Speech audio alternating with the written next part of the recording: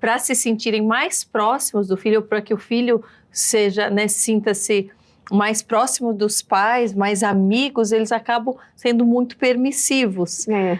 Então eu tenho percebido isso, dão a liberdade demais em troca da amizade do filho e perdem a autoridade dos pais. O ponto é a autoridade. Hoje a gente tem um discurso de que a gente não pode entrar numa disputa de poder com a criança. Então é o que o mundo diz hoje, né? Não entre uma disputa de poder. Mas, ora, a Bíblia, ela diz que existe uma autoridade que foi delegada de Deus para nós. Então, eu não tenho que entrar em disputa mesmo, porque eu sei que Deus me deu uma autoridade e que eu tenho autoridade para exercer com o meu filho. Então, eu não vou entrar em disputa, porque eu já sei que quem manda sou eu. Agora, o mundo quer mostrar que isso é muito ruim. Que, na verdade, não. A criança tem que saber que ninguém manda nessa casa. Que todo mundo tem a mesma voz, que isso é ruim. Não tem como. As crianças não têm critério. Então, Deus, ele delega a autoridade para você, para que você possa ter autoridade na vida do seu filho para proteger o seu filho. Isso não é ruim para ele. Isso é bênção para ele, porque ele não pode decidir o que ele quer. Ele não pode decidir o que ele come, o que ele faz, porque ele é uma criança. Ele ainda não tem critérios. Então, o mundo às vezes traz essa ideia de que isso é muito ruim para a criança, porque ela deveria ser respeitada como qualquer outra pessoa. Mas que ele já tem as próprias inclinações. O menino que já gosta, ele gosta de botar a roupa de menina, toda essa questão para que não haja mais. A opinião dos pais não vale nada, né? Exato. A criança, ela não sabe nem o que ela vai comer, nem escolher o que come, que pode ser saudável, o que não é, e você está deixando ela escolher tudo. Questões tão, né, mais complexas e que vai causar tanto impacto na vida delas, né? Então, com certeza, esse é um desafio também hoje. A questão da ideologia de gênero, assim, como que você enxerga, o papel dos pais com relação a esse direcionamento, o papel da palavra de Deus, né? Então, a gente precisa falar sobre isso com as crianças, mostrando para eles sobre o padrão de Deus. Então, eu sempre falo que não dá para esperar a criança ter 12 anos para você conversar sobre isso com ela, porque ela já vai ter recebido muitas setas e já vai estar muito confusa. Mas desde o momento que a criança nasce, o menino, você tem que desenvolver a masculinidade, a menina, você tem que ser intencional para desenvolver a sua feminilidade, né? Os meninos sempre precisam ter uma referência masculina, as meninas também uma referência feminina, uma boa referência também masculina, sabendo, aprendendo com os relacionamentos saudáveis, como a gente falou. Eles precisam saber desde a infância que Deus criou o homem e a mulher, que Deus criou o casamento, que esse é o padrão de Deus, é o que a Bíblia nos traz, né? O padrão da palavra. Que Deus, ele não erra, né? Quando Deus criou um homem, ele criou um homem. Quando Deus criou uma mulher, ele criou uma mulher. Então, é uma coisa que a gente tem que trazer o padrão da verdade daquilo que nós cremos para as crianças desde a infância. E aí é aquela coisa, quando você traz um alimento para a criança e ela se alimenta daquilo, e faz sentido para ela, depois, lá na frente, quando ela receber um alimento diferente daquilo, ela vai perceber, opa, mas não foi isso que eu aprendi, tem alguma coisa estranha nisso, né?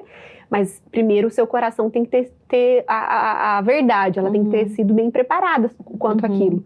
E hoje, mais do que nunca, né? A gente tem que guardar os nossos filhos em relação a isso.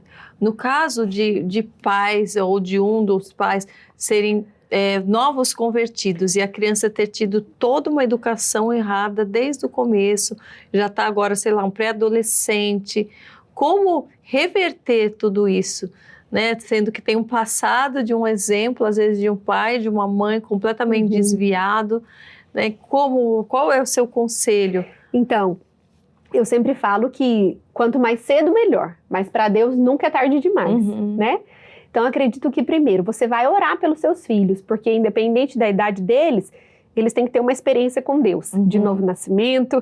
Quando eu falo de novo nascimento, é que ele já nasceu na carne, agora tem que nascer no espírito, ele tem que receber Jesus, receber a natureza de Deus, ter uma nova vida.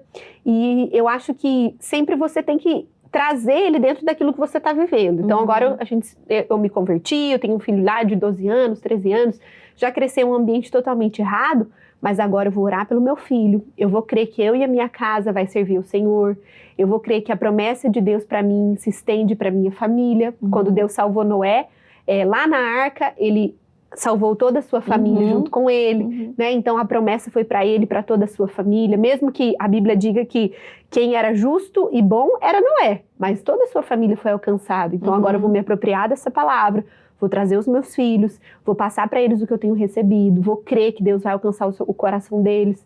E eu vou fazer um trabalho de discipulado com eles, né? Olha, talvez até hoje mamãe não falou isso, mas a questão que nós cremos é essa, o que eu quero que vocês façam é isso.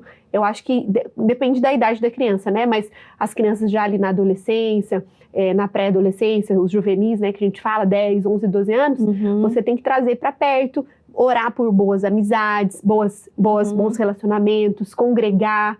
A criança, o pré-adolescente, o adolescente, ele precisa muito desse senso de pertencimento, né? Então ele tem que ter a sua turminha.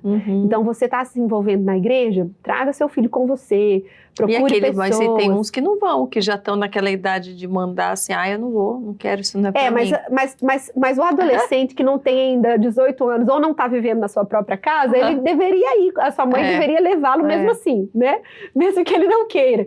Porque...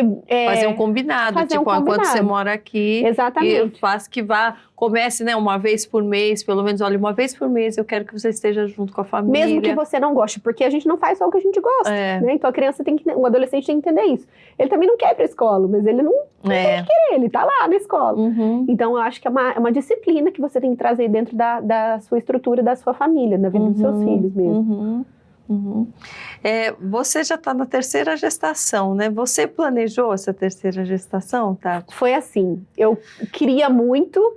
Você tem um número específico? Você quer ter mais ainda? Não, acho que agora eu vou parar no terceiro.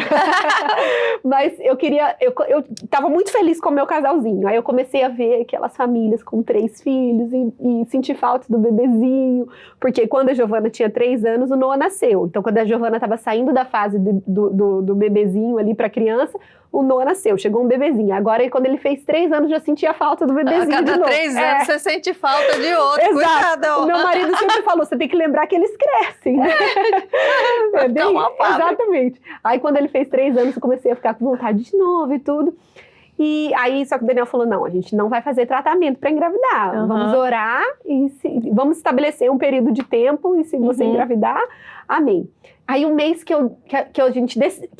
ele não, né? Mas o mês que eu desisti, falei, não, acho que agora tem muitas demandas, acho que surgiram outros compromissos, acho que agora, né, nossa vida tá muito embolada, esse mês não vai dar mais, acho que a gente vai ficar com 2 mesmo. Aí eu descobri que eu tava grávida. Então foi e não foi planejado. Eu queria muito, mas o mês que eu desisti, eu já tava grávida. Mês que veio. Então eu falo que foi de Deus, porque foi o último mês, assim. Eu acho que daquele mês, Deus falou, não, você vai ter mais esse mês. Mas a gente tá muito feliz, né? Que presente de Deus pra nós. As crianças estão muito felizes, muito. Ficou emocionada.